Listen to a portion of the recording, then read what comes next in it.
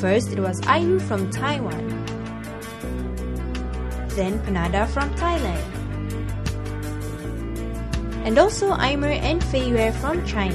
Fashion in Singapore is no longer dominated by European or Japanese brands, as more labels from other Asian countries start to set up shop on our little island. The latest is this concept store from Indonesia called The Little Things She Needs.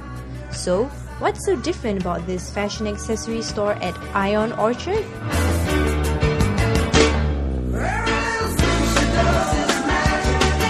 So could you tell us a bit more about the history of the Little Things She Needs? When I launched the brands in Singapore or back in Southeast Asia, everybody was wondering why the name is so long. Although it's long, but it's just a very simple philosophy that it's just the little things that she needs, that every little girl needs. Not even she wants, because she wants you, you're expecting.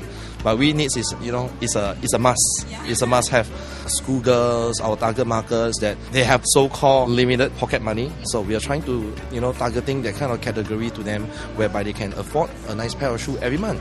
Why do you choose your first flagship store to be at Ion Orchard, not other place like Far East Plaza or like Plaza Singapore? It's a destination now. It's been a big talking topic in Indonesia, because I was staying in Indonesia.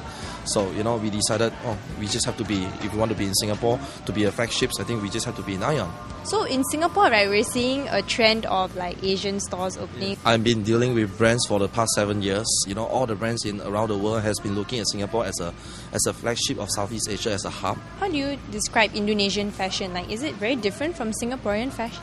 The first month when I started here was like, wow, it's really different. Singaporeans girls are very casual. It's very hot, and your guys walk a lot from one end to the other end. You prefer something that is comfortable. You prefer something that is very durable, but not Indonesians. Yeah, they go to the malls with heels, with lebuatang, with So I would say Singaporean girls are more easy to adapt. Some of your products are a bit westernish, like River Island, Topshop kind. So how do you guys differentiate yourself from? First of all, when everybody looking at this concept, nobody knows it's our own brands, it's a local brands, you know what I mean? Everybody always have an international feels, because the thing is, we get feedbacks from around the world. I think the most important thing is, we want to have that international feel, but affordable. Currently in the store, do you have any items that are influenced by Indonesian culture or anything? Basically, as I mentioned earlier, when we started the stores here, we adapt to Singapore. You know what I mean? So we have things that we feel that is very typical Singaporeans girls will carry. You know how Indonesian fashion, right? Or like just Indonesian culture, like you associate it with like batik stuff. Do you have anything that's like batik? We thought about having collaborations. So, having a batik prints, flags, and this and that. But it's a later project. When we started the stores here, we adapt to Singapore. We have things we feel that is very typical Singaporeans girls will carry. Our next steps that we are looking here in Singapore will be collaborate with bloggers, with very famous bloggers, to come out a series of lines.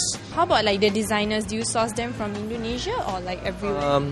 The designers is the consumers. We don't really pay for designers, and yes, we do respect sometimes of their, get some advice from what is the fashion trend. But basically, what I say will be the consumer. So we respect and we love feedback. My latest creation will be one jelly shoes. I think it's one of a girl in Indonesia. She's a consumer, and she's also my bloggers. Catch our next clip as we find out some of the little things they have in the store.